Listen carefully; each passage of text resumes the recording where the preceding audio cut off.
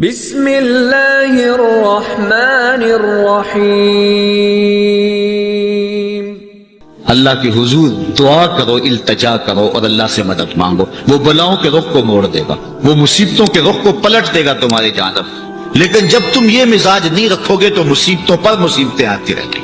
حضرت موسیٰ علیہ السلام کے پیٹ میں درد کا احساس ہوتا ہے تو کوہ طور پہ چلے گئے۔ کیسے جلیل القدر نبی تھے، اللہ سے ڈائریکٹ رابطے تھے، اور جا کے کہا مالک میرے پیٹ میں درد ہو رہا ہے۔ اللہ اکبر۔ گھر کے نجی معاملے بھی رب سے ڈسکس کرتے تھے، اور کوئی جو ہے وہ ایسی چیز ہوتی وہ بھی رب سے ہی عرض کرتے تھے۔ کہا میرے مالک میرے پیٹ میں درد کا احساس ہو رہا ہے، دوائی کی پوری لینی ہے، تو وہ بھی جا کے کوہ طور سے رب سے ہی لیتے تھے۔ تو اللہ تعالیٰ فرمایا فلان جنگل میں چلے جاؤ، وہاں اس شکل کے پتوں کی ایک بوٹی ہے، اس کو توڑو نچوڑو، اس کا پانی پیو، تمہیں شفا مل جائے گی۔ حضرت موسیٰ علیہ السلام گئے اور جا کے بوٹی کو توڑا نچوڑا، پانی پیا، شفا ہو گئی۔ کچھ عرصہ بیتا، دوبارہ اسی طرح کا درد جاگا۔ اب نسخہ تو ذہن میں تھا، کوہ طور پہ نہ گئے، اس جنگل میں چلے گئے اور جا کے بوٹی کو توڑا، اس کے پتے نچوڑے، پانی نکالا، پیا، لیکن درد اور زیادہ بڑھ جاتا۔ پھر دوبارہ آئے کوہ طور پہ، کہا مالک میں نے اسی درد پہ دوبارہ وہی بوٹی کا پانی پیا ہے، لیکن درد بڑھ گیا ہے۔ کہا موسیٰ اب جو آئے ہو کوہ طور پہ پہلے ہی آ جاتے۔ تو عرض کی مالک بوٹی بھی وہی اور درد بھی وہی۔ فرمایا سب کچھ وہی ہے، لیکن پہلے میرا حکم تھا، اب میرا حکم ساتھ شامل نہیں تھا۔ شفا بوٹے میں نہیں رکھی، شفا تو میرے حکم میں رکھی ہوئی ہے۔ اس لیے ڈاکٹر کے پاس جاؤ، حکیم کے پاس جاؤ، لیکن شفا اللہ سے مانگو، کہ شفا ہمیں دینے والا وہ ہے۔ وہ ایک وسیلہ ہے، ایک ظاہری طریقہ ہے۔ حضور علیہ الصلوۃ والسلام اللہ اکبر کیا خوبصورت ارشاد فرما رہے ہیں، حسنوا اموالکم بالزکات، اپنے اموال کو زکات سے پاک کرو، وداووا مرضاکم بالصدقہ، اور اپنے مریضوں کا علاج صدقے سے کرو۔ حضور علیہ السلام نے ارشاد فرمایا کہ بندہ کہتا ہے میرا مال میرا مال، اس کے مال تین ہیں۔ ایک مال وہ جو اس نے کھایا اور ضائع کر دیا، دوسرا اس کا مال وہ ہے جو اس نے پہنا اور پرانا کر دیا، اور تیسرا اس کا مال وہ ہے جو اس نے آگے بھیج دیا۔ فرمایا باقی اس کے وارثوں کا ہے، اس کا نہیں ہے۔ اس لیے ہم راہ خدا میں خرچ کرنے کا مزاج بنائیں، اس سے مال گھٹتا نہیں ہے، اس سے مال بڑھتا ہے۔ بلکہ جب راہ خدا کے اندر ہم خرچ کرتے ہیں تو ہمارا جو دوسرا مال ہے وہ بھی پاک ہو جاتا ہے۔ اللہ کے محبوب کا ایک فرمان سنیے جس کو حضرت حسن بصری رضی اللہ تعالیٰ عنہ بیان کرتے ہیں، حسنوا اموالکم بالزکات وداووا مرضاکم بالصدقہ واستقبلوا امواج البلاء بالدعاء والتضرع۔ فرمایا کہ اپنے مال کو، اپنے اموال کو زکات سے پاک کرو، اور اپنے مریضوں کا علاج صدقے سے کرو، اور جب مصیبتیں اور بلائیں تمہارا رخ کریں تو پھر دعا سے اور اللہ کے حضور زاری سے اللہ کی مدد چاہو۔ آج ہم صدقے کا مزاج بہت کم کر چکے ہیں۔ کسی زمانے میں ایسا ہوتا تھا کہ جب کوئی بیمار ہوتا تھا تو سب سے پہلا کام لوگ یہ کرتے تھے کہ صدقہ دیا کرتے تھے، ڈاکٹر کے پاس پھر جایا کرتے تھے، حکیم کے پاس پھر جایا کرتے تھے، سب سے پہلے اس کی جان کا صدقہ دیا کرتے تھے۔ صدقہ قضا کو بدل دیتا ہے، تقدیر کو بدل دیتا ہے۔ صدقہ سے اپنے مریضوں کا علاج کا، اصل ڈاکٹر کے پاس جانا، علاج کروانا سنت ہے، اس کی ممانعت نہیں ہے، لیکن یہ بات ہمیشہ ذہن میں رکھیے گا کہ ڈاکٹر کے پاس دوا ہے، شفا نہیں ہے، شفا اللہ کے دستے کرم میں۔ اس لیے جب بھی بیمار ہو جاؤ تو پہلے صدقہ کرو اور پھر ڈاکٹر کے پاس جاؤ۔ اللہ اس صدقے کی، شیخ سعدی نے لکھا ہے، مطاف کے اندر کنکروں پر پیشانی رکھ کے ایک بندہ زاروں کے طرح رو رہا ہے اور کیا کہتا ہے، اللہ مجھے معاف کر دے ورنہ قیامت کے دن مجھے نابینا اٹھانا، تیرا کیا تیرے بندوں کا سامنا بھی نہیں کر پاؤں گا۔ اتنے درد سے روتا ہے کہ چلنے والوں کے قدم رکتے ہیں، سر پہ کپڑا ڈالا ہے، زاروں کے تار، سسکیاں لے لے کے، ہچکیاں لے لے کے روتا ہے۔ کوئی اس کے پاس کھڑا ہو گیا، اس کی کمر پہ ہاتھ پھیر کے کہتا ہے، حوصلہ رکھ، اللہ بڑا کریم ہے، اللہ معاف کر دے گا۔ خیر جب وہ شخص رو رو کے آہوزاری کر کے اپنے رب کے حضور یہ تمنائیں کر کے اٹھ کے جانے لگا تو اس شخص کو شوق تھا کہ میں دیکھوں یہ ہے کون، اتنا خوف خدا، اتنا ڈر رہا ہے، پتہ نہیں کون ہے، کیا گناہ کر بیٹھا ہے۔ لیکن جب اس صاحب نے سر اٹھایا تو اس کی چیخ نکل گئی، فائزہ ہوا شیخ عبد القادر جیلانی۔ تو یہ زاروں کے تار رونے والا شیخ عبد القادر جیلانی تھا۔ ساری زندگی خدمت خلق میں بسر ہوئی، اللہ کے حکام بجا لاتے ہوئے، لیکن خوف خدا خشیت الہی کا عالم ہے۔ حضرت جنید بغدادی کے پیر ہیں حضرت سری سکتی رضی اللہ تعالیٰ کو، رشتے میں ماموں بھی لگتے ہیں۔ تو حضرت جنید بغدادی کو حضرت سری سکتی رضی اللہ تعالیٰ عنہ نے ایک دن وصیت کی۔ حضرت جنید کہتے ہیں میرے پاؤں تلے سے زمین سرکنے لگی، فرمانے لگے بیٹا جب میں مر جاؤں تو میری قبر بغداد سے باہر بنانا۔ میں نے پوچھا حضرت کیوں؟ لوگ تو بغداد میں دفن ہونے کو ترستے ہیں۔ کہا میری بدعمالیوں کی وجہ سے بغداد کی مٹی میری لاش قبول کرنے سے انکار نہ کر دے۔ الذین یبیتون لربہم سجدا وقیاما، یہ وہ لوگ ہیں جو اپنی راتیں سجدے میں اور قیام میں بسر کرتے ہیں۔ ہم تو 4 نمازیں تسلسل سے پڑھ لیں تو بے نمازیوں کو حقیر سمجھنے لگ جائیں، لیکن یہ کیا ہے، زندگی ذکر و فکر میں گزرتی ہے، سجدہ و قیام میں راتیں بسر ہوتی ہیں، لیکن عرض کیا کرتے ہیں، مالک ہم سے جہنم کا عذاب پھیر دے۔ آؤ میں اور آپ اپنے گریبان میں جھانکیں، اپنے من میں اتریں، اللہ نے ہمیں کتنی نعمتیں عطا کی ہیں، کیا کچھ نہیں عطا کیا۔ ہماری راتیں کیا قیام اور سجدوں میں بسر ہوتی ہیں۔ ہماری 5 نمازیں بھی پوری ہیں، اگر ہماری 5 نمازیں بھی پوری نہیں اور سجدہ و قیام بھی ہمیں نصیب نہیں ہے تو پھر افسوس ہے ہمارے جینے۔ جب کسی سے پیار پیدا ہوتا ہے تو پھر یہ آرزو مچلتی ہے کہ میں اس کے ہونٹوں سے سنوں کہ میں تم سے پیار کرتا ہوں۔ تو بندہ ہو کے پیار رب سے کرتا ہے تو پھر دل میں آرزو تو مچلتی ہے کہ کانوں میں کوئی نغمے رس گھولے اور کوئی مجھے کہے کہ تم پیار کرتے ہو تو وہ بھی تم سے پیار کرتا ہے، تو زندگی کی ساری تھکن اتر جائے۔ تو کہا کہ یہ سننا چاہتے ہو نا، یہ آرزو ہے نا تمہاری، تمہارے رت جگے، تمہاری راتوں کی تنہائیوں میں سجدے، تمہارا دن رات رکوع قیام اور تمہارا اس کے حضور پیچ و تاب اور اضطراب اور زندگی کا یہ سارا تمہارا لف و نشر اس کی ذات کی رضا کے لیے ہے نا۔ تم چاہتے ہو کہ ہمارا رب ہم سے راضی ہو جائے، کبھی کعبے کے چکر کاٹ رہے ہو، کبھی پتھروں کو چوم رہے ہو، حجر اسود کو چوم رہے ہو، کبھی ملتزم پہ لپٹ لپٹ کے آہوزاریاں کرتے ہو، کبھی مطاف میں پیشانی رگڑتے ہو اور کبھی حتیم میں روتے ہو۔ تم اسی تڑپ میں ہو نا، یہی بتانا چاہتے ہو نا کہ ہم تجھ سے پیار کرتے ہیں، یہی بتانا چاہتے ہو نا کہ ہم تجھ سے محبت کرتے ہیں۔ کبھی سحری کے وقت مصلی بچھاتے ہو، تمہارے آنسو مصلی میں جذب ہوتے ہیں اور مصلی بھیگ جاتا تمہارے آنسوؤں سے، کوئی دیکھ نہیں رہا ہوتا، لیکن تمہارے دل سے یہ روح اٹھتی ہے جس کے لیے یہ آنسو جذب ہو رہے ہیں وہ تو دیکھ رہے نا۔ تمہیں یقین ہوتا ہے لیکن محبت میں جب تکرار کی خو ہے، کہو نا کہ مجھے تم سے محبت ہے، تو پھر یہ خو جو تباہ کے اندر ہے بندہ سننا چاہتا ہے، وہ بے تابیاں اسے تنگ کرنے لگ جاتی ہیں، اس کے اندر اداسیاں پیدا ہوتی ہیں کہ یار میں تو اس سے پیار کرتا ہوں، میں تو اس سے محبت کرتا ہوں، وہ بھی کرتا ہوگا، یہ تو یقیناً اس نے مجھے توفیق سجدہ نصیب تب کی ہے، لیکن میں بھی تو سننا چاہتا ہوں کہ وہ مجھ سے پیار کرتا ہے، میرے سجدوں کا مل ڈالا ہے اس نے۔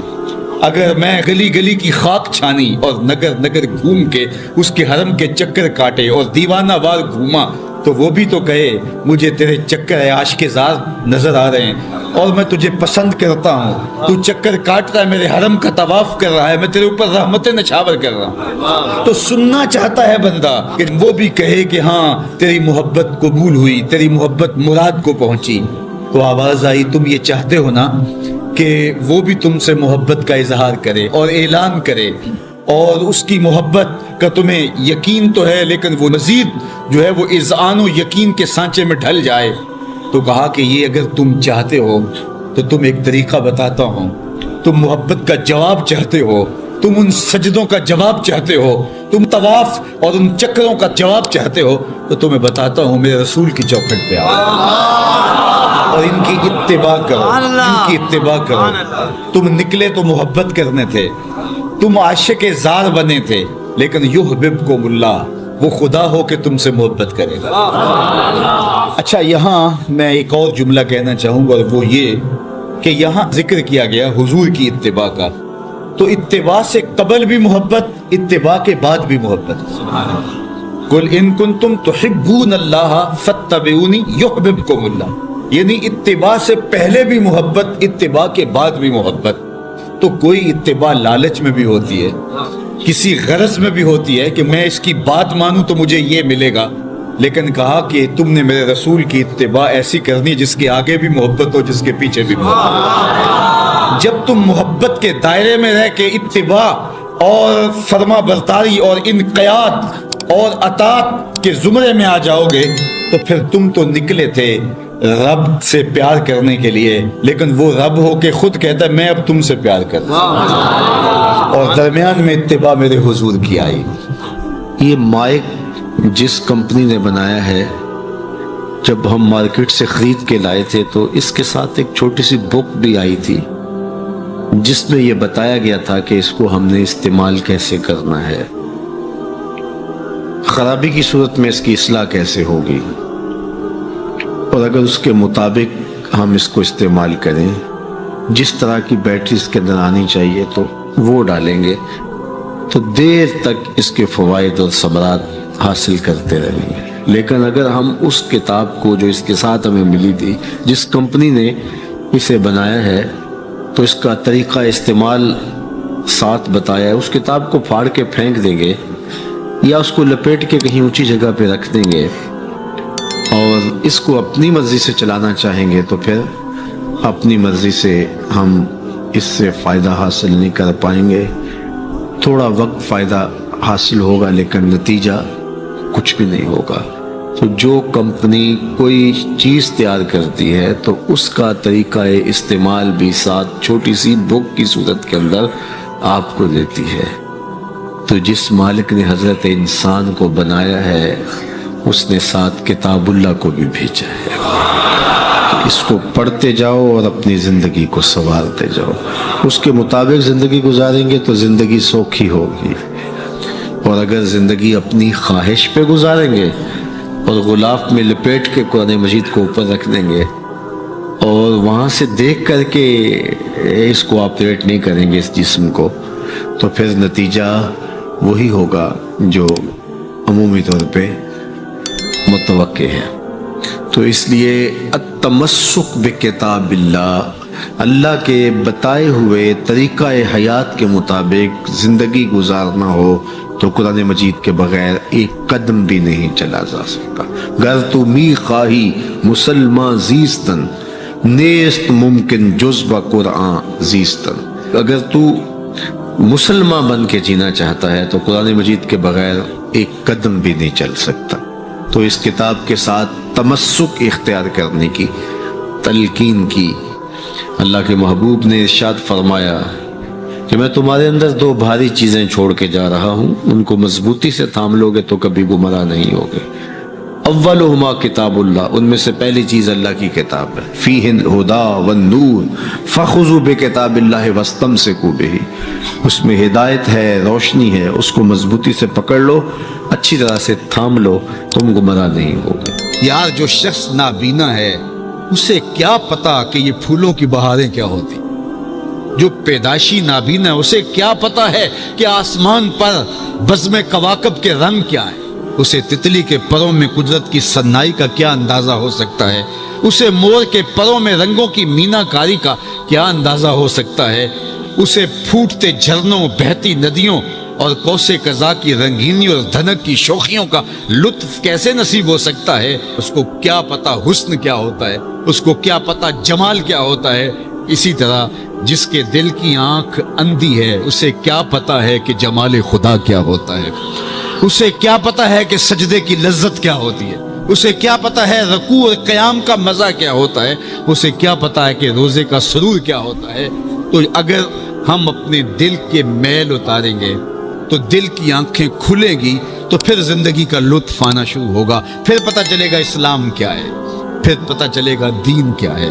اللہ اکبر۔ اسی لیے قرآن نے کہا من کان فی ھذہ اعمی فہو فی الآخرۃ اعمی واضل سبیلا، جو دنیا میں اندھا رہا کل قیامت کے دن بھی نابینا اٹھائے۔ اس سے ان آنکھوں کی بے نوری مراد نہیں ہے، دل کی بے نوری مراد ہے۔ اقبال نے کہا تھا دل بینا بھی کر طلب خدا سے، کہ آنکھ کا نور دل کا نور نہیں، آنکھ کا نور اور ہے، دل کا نور اور ہے۔ تو جس طرح آنکھ بے نور ہو جائے، آنکھ پر دھند، جالا، ککرے اور سفید اور کالا موتیا اتر آئے، تو ہم سب کچھ بیچ کر کے بھی آنکھوں کا نور خریدنے کی کوشش کرتے ہیں۔ تو یار کبھی اجڑے ہوئے دل کا بھی تو علاج کرواؤ۔ علاج تمہارے گھر میں پڑا ہے، راتوں کی تنہائیوں میں اٹھ کے قرآن پڑھو اور ساتھ رویا کرو، دیکھنا دل کے میل اترنا شروع ہو جائیں گے، اور دل کے پردے سے وہ غلاستیں جب اتریں گی تو پھر پتہ چلے گا کہ دل جمال یار کیسے دیکھتا ہے، دل کی دنیا کیا ہے۔ وچے ہی بھیڑے وچے ہی چھیڑے وچے ہی ونج مہانے ہو، 14 طبق دلے دے اندر تمبو وانگو تانے ہو، پھر پتہ چلے گا یہ دل دنیا کیا ہے۔ پھر اس کی تڑپ، اس کی بے چینی، اس کا اضطراب زندگی کا حاصل بن جائے گا۔ پھر زندگی کی بے چینی اور دل کی بے چینی اور دل کا محبوب کی یاد میں تڑپنا تمہیں سرور دے گا۔ پھر تم ایک ایک عضو میں دل مانگو گے، وہ مزہ دیا تڑپ نے میری آرزو ہے یا رب، وہ مزہ دیا تڑپ نے میری آرزو ہے یا رب، میرے دونوں پہلوؤں میں دل بے قرار ہوتا۔ پھر سمجھ آئے گی کہ یہ دل کتنی قیمتی شے ہے۔ اللہ نے بدن میں آنکھیں بھی دو رکھی ہیں، کان بھی دو رکھے ہیں، ہاتھ اور پاؤں بھی دو رکھے ہیں، لیکن دل ایک ہی رکھا ہے، اور دل عرش اللہ ہے، اللہ کا عرش ہے۔ پھر پتہ چلے گا۔ تو آئیے دل سے زنگ اتاریں، میل اتاریں، دل مصفا ہو، دل خوبصورت بن جائے، پھر دل کی کشکول پھیلا کے پھر عرض کریں ہر تمنا دل سے رخصت ہو گئی، اب تو آجا، اب تو خلوت ہو گئی۔ لیکن یہ میل کچیل سے ہٹا ہوا ہوگا تو گندی جگہوں پہ محبوب تو نہیں آتے ہیں۔ تو حسد، حقد، کینے، بغض، نفرتیں یہ ہم پالے رکھتے ہیں، اپنی زندگی کو ہم نے خود بوجھل بنایا ہوا ہے۔ میاں حسد کرنے سے محسود کا کیا ہوگا؟ ہم اپنے آپ کو تلخی میں مبتلا کیے ہوئے ہیں۔ بغض رکھنے سے مبغوض کا کیا ہوگا؟ ہم اپنے آپ کو بوجھ میں مبتلا کیے ہوئے۔ تو اپنے دل سے یہ سارے بوجھ اتار کر کے جب دل کو مصفا اور مزکا کریں گے تو پھر دیکھیے کہ دل کے آئینے میں کیسے جمال یار دکھائی دیتا ہے۔ تو اس دل کی اصلاح ہوگی کثرت کے ساتھ قرآن مجید کی تلاوت کرنے سے۔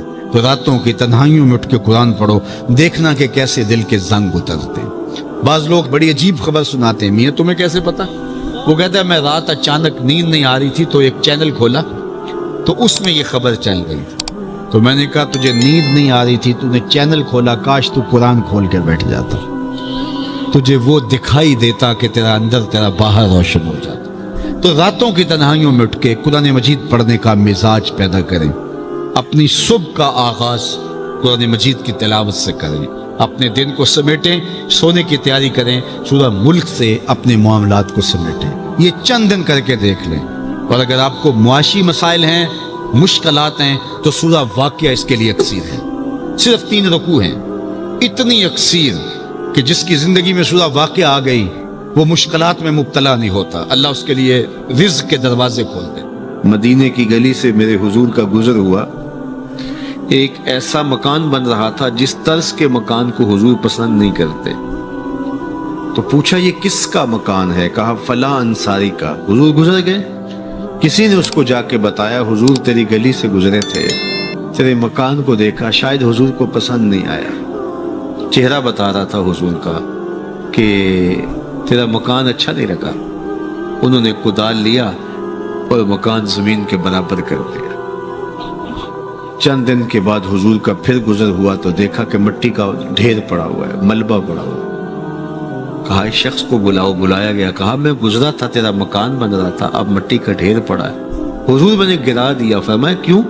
عرض کی سنا تھا آپ کو پسند نہیں، سنا تھا آپ کو پسند نہیں۔ میں اور آپ اپنے اندر اترے اور دیکھیں ہمارا کیا کیا حضور کو پسند۔ محمد دی زیارت محمد دے رنگ وچ ٹھگ بازیاں جانے پیارا صلی اللہ علیہ وسلم۔ جب ان کے ہوئے تو پھر اپنی خواہش رہی کہاں؟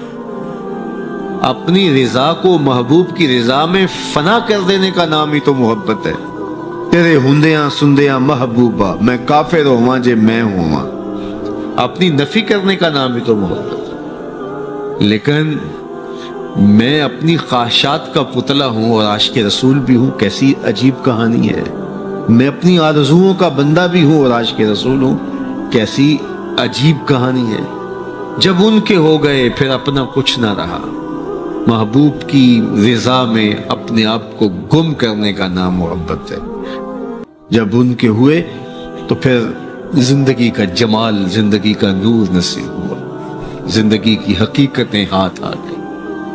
میں عاشق رسول کہلاتا ہوں، حج اور عمرے بھی کرتا ہوں۔ میں 1.25 لاکھ مرتبہ جو ہے وہ ہر ہفتے میں درود بھی پڑھتا ہوں۔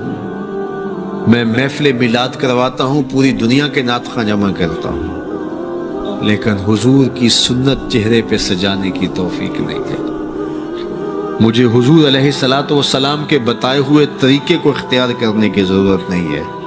صاحب سوچیں، کہیں آپ اپنے آپ سے دھوکہ تو نہیں کر رہے؟ ان سے تو نہیں کیا جا سکتا۔ ان سے دھوکہ کون کرے؟ وہ تو جانتے ہیں کون کہاں کھڑا ہے۔ میرے حضور بولے، یاری لا تو پاک نبی سنگ، اے پر پوری یاری۔ یاری لا تو پاک نبی سنگ، اے پر پوری یاری، پھر درود قبول ہے تیرا لکھ نہ لو ایک بار۔ پھر نہ لاکھ مرتبہ پڑھنا، ایک بار ہی پڑھ لینا، وہ بھی قبول ہے۔ اشہد بلال عند اللہ اشہد، پھر بلال کا اشہد بھی قبول ہے۔ وہ چہرہ اور چہرے کا تل نہیں دیکھتے، بندے کا دل دیکھتے ہیں۔ تو جب تم اپنے باطن کو حضور کے نام پہ لگاؤ گے تو پھر ایک ایک عمل ان کی سنت کی اتباع میں۔ یہ صوفی کی علامات ہیں۔ رنگ برنگے کپڑے پہن لینے سے صوفی نہیں بنتا، مختلف رنگوں کے پٹکے باندھ لینے سے صوفی نہیں بنتا، صاحب بھنگ گھوٹ کر پینے سے صوفی نہیں بنتا، ڈھول کی تھاپک پر ناچنے اور رقص کرنے سے صوفی نہیں بنتا، مختلف تصوف کی اصطلاحات کو یاد کر لینے سے صوفی نہیں بنتا، محمد عربی کی غلامی سے صوفی بنتا ہے، حضور کی چوکھٹ کی فقیری سے صوفی بنتا ہے۔